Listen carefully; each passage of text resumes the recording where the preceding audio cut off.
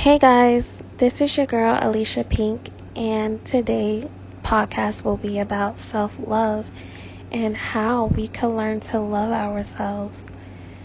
I once upon a time suffered with loving myself and self-love. I had self-love issues.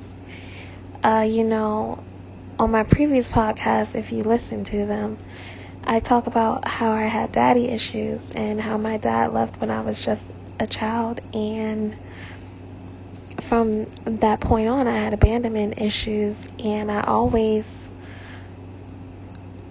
looked for attention as a kid. I didn't get enough attention at home, so I looked elsewhere. My mom, she was a single mother of 5 kids. She also had a special needs son that she had to pay very close attention to. My siblings, my sisters and my brothers, they were much, much older than me, about 10, 15 years older than me. And they had their own life, so I always felt like I was the only child. And I was left home alone a lot as well growing up. And I just turned to friends and boys. I rebelled. I had a big rebel year when I was like around 13 years old. That's the age I actually lost my virginity. Not a proud moment in my life, but it did happen. I hung around the wrong crowd and I had the wrong friends. But I hung around them because, they showed me love. I wasn't receiving it. I mean, I'm not saying my mother didn't love me. She did love me. But I wasn't receiving the attention that I wanted at home. I felt neglected and I felt alone, basically. So, also, when I was in grammar school, I got bullied a lot. I was slut-shamed because when I did lose my virginity to a boy, he told everyone, and everyone knew, and they slut-shamed me and made me feel ashamed and bad about myself. So I didn't know how to handle that as well, and I started skipping school. And there can be a lot of mean girls. I had a lot of mean girls in my life, telling me I wasn't pretty, saying I was too skinny, I was this and that. But kind of when I look back at it, I just realized that those girls were really jealous and they just wanted to make me feel low.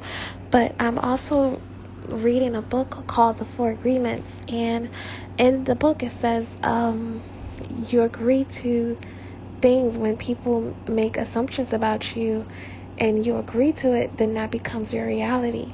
And because I agreed to what those people were saying about me, I agree that those guys, they slut-shamed me and called me all types of hoes and bitches and this and that. I agreed to it.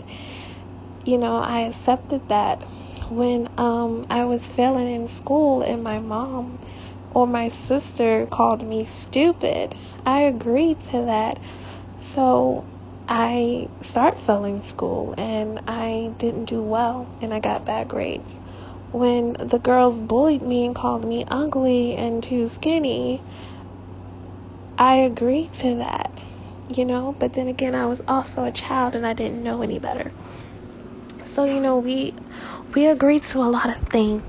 We agree that, when it's not okay. In the book of the 4 Agreements, he says, we agree to a lot of things. A lot of people put out their negative image onto us, but it don't have anything to do with us. It has everything to do with that person. It doesn't have anything to do with us at all. Someone can call you ugly, stupid, and the most hideous thing they've ever seen in their lives. But you don't have to agree to that. You can say okay and walk away, because at the end of the day, that is not your reality. That's their reality. Someone else's opinion of you is none of your business. Just like my girl Rachel Hollis says, someone else's opinion of you is none of your business. And I had to learn that recently. Okay? I just started to learn to love myself. When I was younger, I dated a bunch of losers. Loser after loser after loser. I was in a lot of crazy relationships when I was younger, and when you're in your 20s, it's a time for you to reflect, a time for you to make mistakes. So yes, I've learned from my mistakes, and I also learned what my likes and my dislikes were. But when I was younger, I was in a relationship with this one guy who used to take advantage of me. He didn't work. He lived at home with his mother. And he used to ask me for money all the time. And I felt like if I didn't give him money, he would leave. Because I worked. Even though I didn't have a lot of money, I still gave him money. Because I didn't know any better.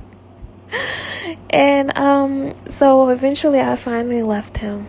I was dealing with a boyfriend who cheated on me, and I stayed.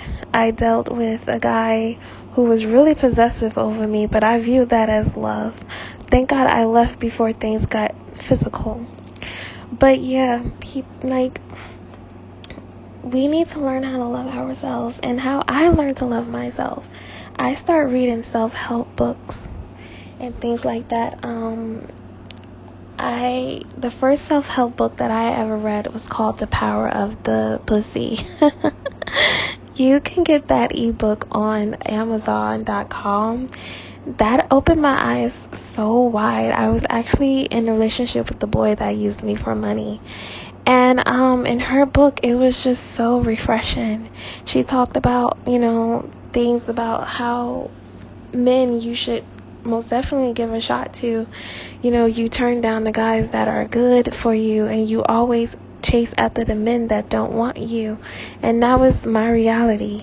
I always chased after guys that did not want me. I remember when I broke up with an ex-boyfriend, and I constantly chased after him, and he had a new girlfriend. But I didn't care, because in my little brain, I thought I loved him and we were meant to be together, but he did not want anything to do with me. So I had to learn to love myself.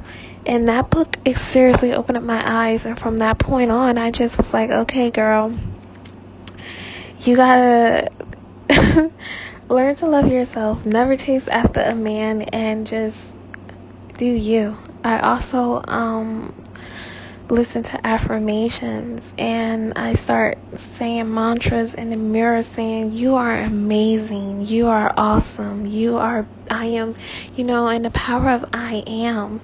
I say, I am beautiful, I am smart, I am beautiful, I am loved, I am talented, I am successful, things like that. I actually just wrote a book called My I Am Journal. And in that book is basically a guide to manifestation and how you can manifest the life that you want. And the power of I am, for what you say after I am, most definitely can change your reality. And that is so true. Also, saying the words I am in your affirmations, and saying your affirmations for at least 21 days builds a habit into your subconscious mind, because the subconscious mind can't tell what is present, what is past, what is real, what is fake. But if you want something, you have to say I am in present tense. You have to basically retrain your subconscious mind and tell the universe exactly what you wanted. And I told the universe that I am, I am in love with myself. I have self-love. I love myself. So I also have powerful affirmations in my book for self-love, for healing, for money, for love and relationships. I also attracted my current boyfriend into my life. Like I said before, all I dated was losers after losers. And then I finally attracted a good man who loves me. And I love him, and we equally love each other. I remember when I was homeless, and I was jumping from home to home, renting out a room to room. And one day I wrote in my journal and I said, I am going to have my own apartment before this year ends. And next thing you know, I was getting kicked I was getting kicked out of the room that I was renting because the people that was renting out the room to me lied and said that the owner was, selling the house when he wasn't. And I had to leave in 30 days.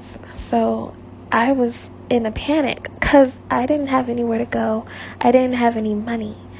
But my current boyfriend that I have now, we weren't even dating that long. And he helped me get my own apartment by helping me with the security deposit.